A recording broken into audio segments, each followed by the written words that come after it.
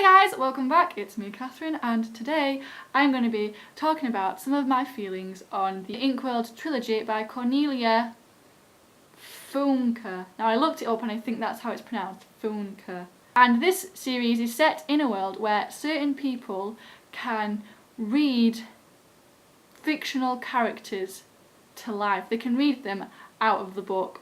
And we follow Meggie and her father, Mo, who is one such person, and we follow their adventures and their situations that such a talent has dropped them into. So we'll start with the characters. So the characters, the villains, the bad guys, I think are good bad guys, if that makes any sense. They were nasty pieces of work, and that works, obviously, for villains. Nasty pieces of work. They wouldn't be much of a good villain if they weren't. And the good guys, the good characters, they have flaws, which makes them feel more human and makes you feel like you can connect more with them. But some of the characters' flaws were just a little bit too much for me to overlook. Like, it meant that I disliked them, and disliking some of the main characters sort of takes away some of the enjoyment from the book, because I disliked the protagonists, certain of the protagonists. It made they were human, and obviously you don't like everybody. There are some people who are good people, but you just dislike them for certain reasons because they have these certain flaws about them that you just can't get on with. So they are human, but like I said, the flaws in certain members made me dislike, and it took away some of the enjoyment. But it was fine. I got through it. I got over it. I'm getting over it. I'm getting over it. Obviously this series is about people who can read fictional characters to life and can also read people into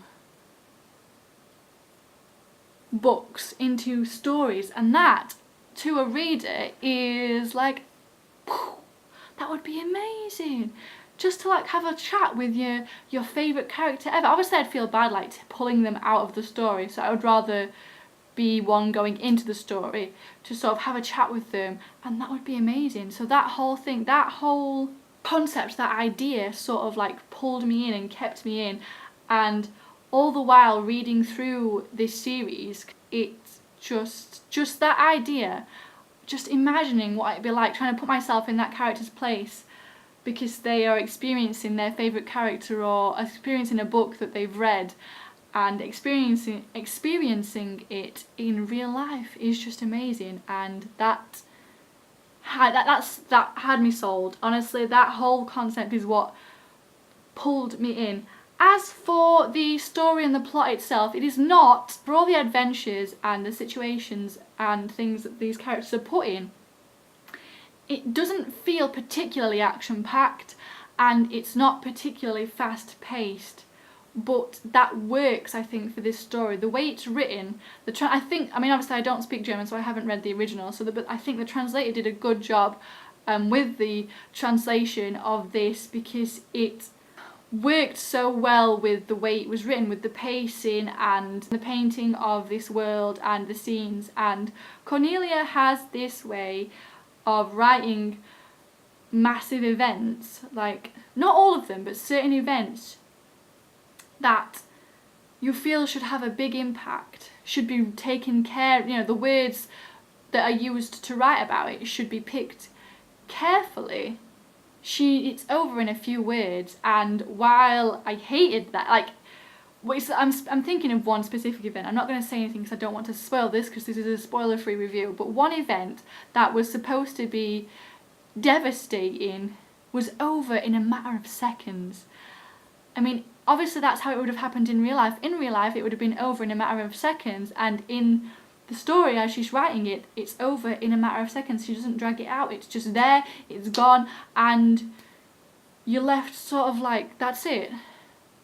And while I wanted her to take some time over it, at the same time it worked so well the way it was written. Like, it was really cruel, like it would have been in real life. Had you been there and seen it, it would have been so cruel, because it's over in a matter of seconds. There's no hanging about over it, and I think it had a bigger impact on me that way, because I was shocked at how quickly it was over, and I think that works well with this whole, I just think it worked really well. And so not particularly fast paced, so it did take me a long time to get through it.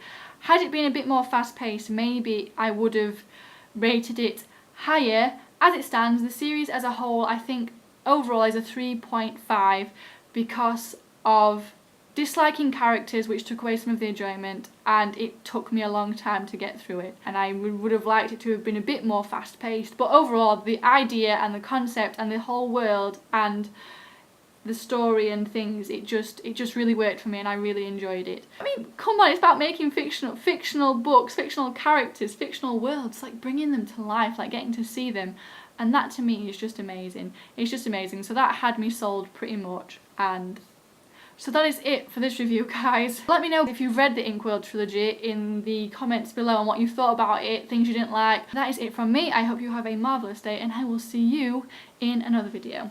Bye! Hey everyone, it's me, Catherine, and I'm here to do the rapid fire book tag. And I was tagged by absolutely no one, because I never like, out of all the book tags I've ever done, I was only tagged to do one.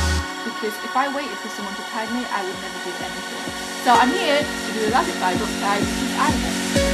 The original was created by